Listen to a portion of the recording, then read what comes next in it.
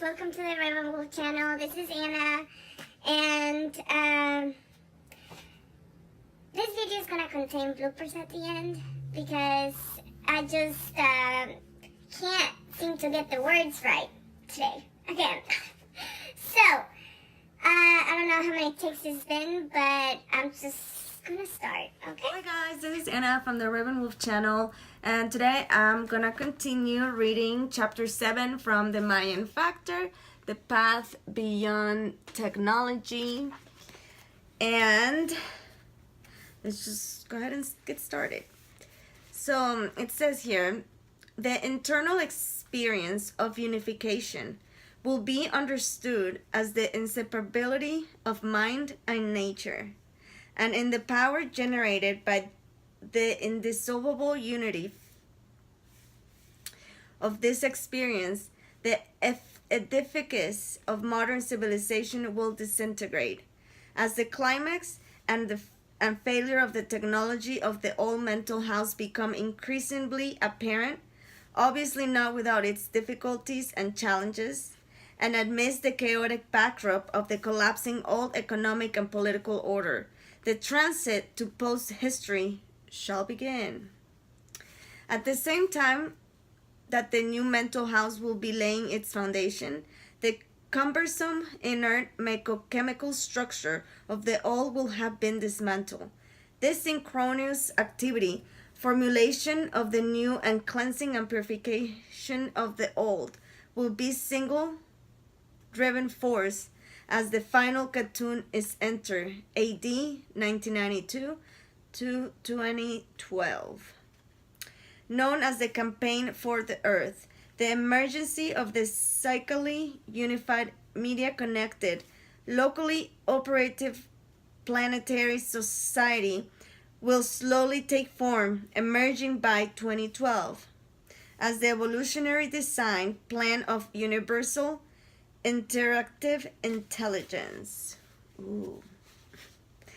Well, it is best to let forthcoming events tell their own story at the 5-year span AD 1987 to 1992 of the world revolution event of the harmonic convergence unfold. Let us turn to the Mayan Factor for structural description of the counterspin harmonic of the post-history. How can we envision a post-history? What does it mean to speak of crafting of the planet light body? How is the radiogenetic keyboard of the planet light body experienced at the human level? Let us imagine that we are not extra but super terrestrials examining the resonant fluctuations of the planet Earth. Our means of inspection is the 260 unit radiogenic keyboard, the soul skin. Our focus is upon the 64 central units. Inscribed in this 64 unit matrix is the code of the game plan of human destiny, the path beyond technology.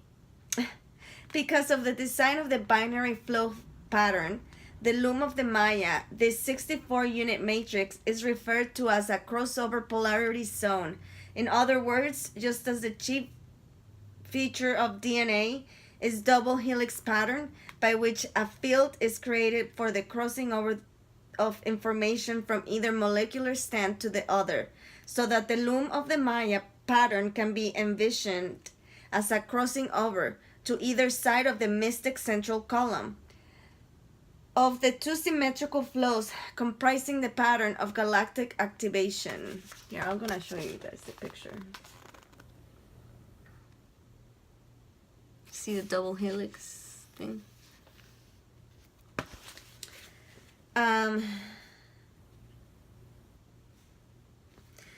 The movement of this pattern of 4 units of the right and left of the central column defines the 64 unit symmetrical field. The 64 unit keyboard is the genetic matrix of transformation which unifies the entire 260 unit soul skin. The remainder of the soul skin, aside from the neutral value 20 unit mystic column, breaks down into 144 units of 4-phase radiant energy body and 32 units of 8 parts crystal symmetry body. The total of 12, 4 radiant energies and 8 crystal symmetry fields of the soul skin contain the code information describing the pre and post genetic radiance of galactic unfolding. The 13th field of the soul skin is, of course, at the center of the present of the DNA.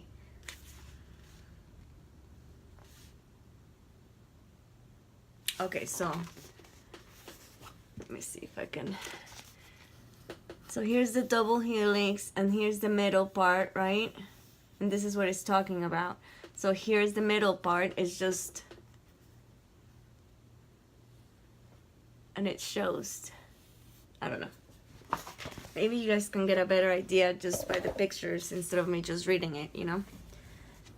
Hold on, let me fix my chair.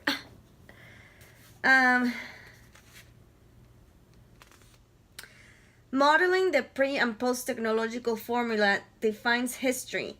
DNA is the transformational matrix holding together primordial and synthesizing phases of radiant and crystalline energy activations. By its centrality in the overall matrix, the function of the DNA is to vitalize the entire galactic activation pattern as a fractal of the galactic whole and of the geometry of DNA itself.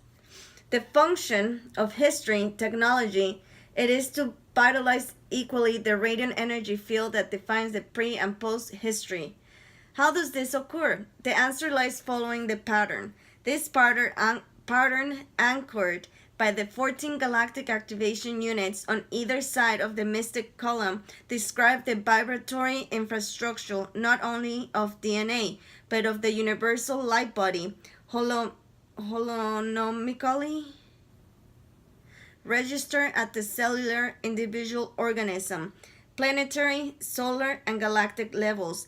This vibratory infrastructure can also be read as the structural matrix supporting the wave harmonic of history as it passes through the 5,200-ton synchronization beam.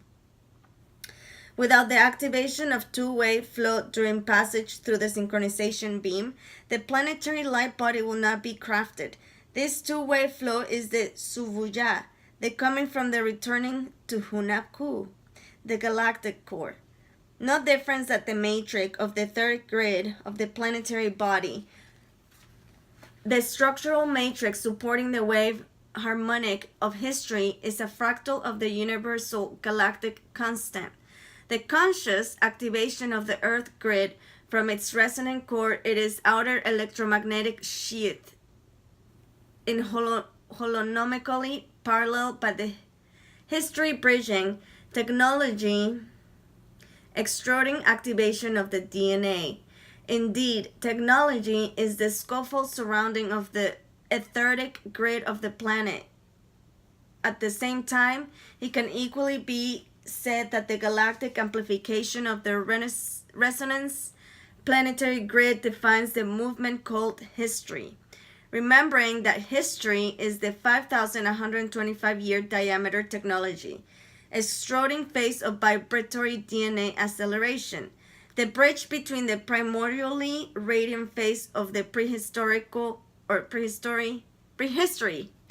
and the resonantly synthesized phase of the post-history. Let us actually map out this historic passage on the 64-unit genetic code keyboard.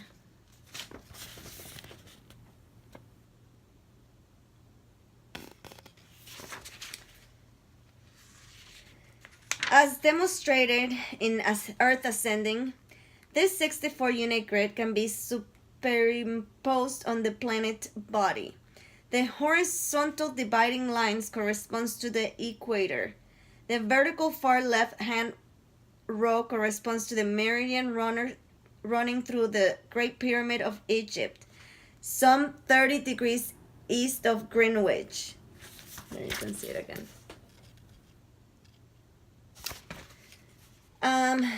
The numerical of the 64 unit according to the number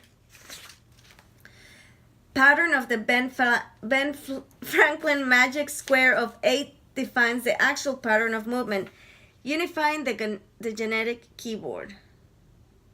I think I'm gonna end it there because, let me see.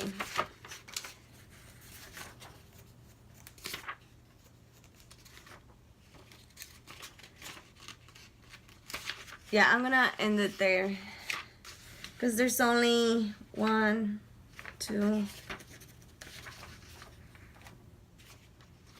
3, 4.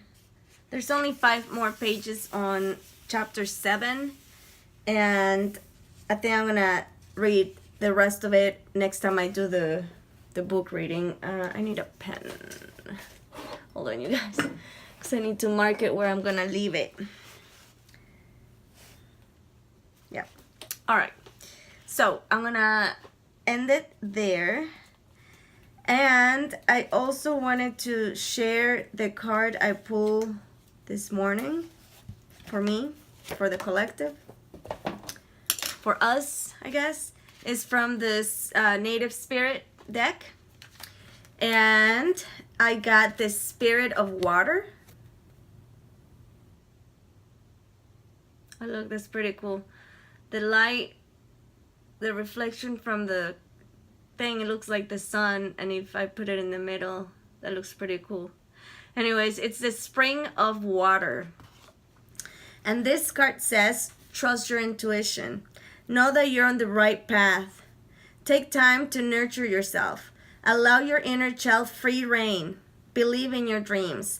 Don't stifle your emotions. Trust the messages that you're giving. Purify and cleanse yourself and your home. Healing is on its way. Emotional energy is expanding within you. It says here that your native spirit wants you to know that the spirit of water invites an emotional richness into your life. Communicate to your heart. Embrace your childlike wonder. This card also represents purification, cleansing, and healing. It reminds you to clean your personal space and your body. It urges you to accept and embrace your emotions, all of them, even those that you don't usually like, right? Additionally, trust your hunches. Push off from the shore of safety and enter the flow of life. All is well. That's awesome. I love it. It strongly resonates with me. I thought it was very cool that... Okay, so I have my decks in my... How do you call that table? My living room? I guess the coffee table? Anyways, the little table that I have in the middle of my living room, I put my decks there, and, you know, in the mornings I will pull a card for me. And this morning I pulled this card, and something told me that I had to share it with you guys, because it was not only for me but for everybody. So that's a bonus there. Actually, 2 bonus, because I'm gonna have some bloopers right after this. So yeah, I tried, I don't know how many cuts I did to try to record this, and yeah, I think it turned out pretty funny. So why not laugh at my expense? But anyways, you guys, I will talk to you guys later. Good night and Lakesh. Bye. Like, sometimes the words, they just don't roll right. And there's words that okay, yeah, I'm gonna have to film this. Cool. Okay. This oh my gosh, these words are killing me. This synchronous activity, formulation of the new and the cleansing and purification. Okay, I'm gonna do this again. Hi guys. Alrighty, you guys.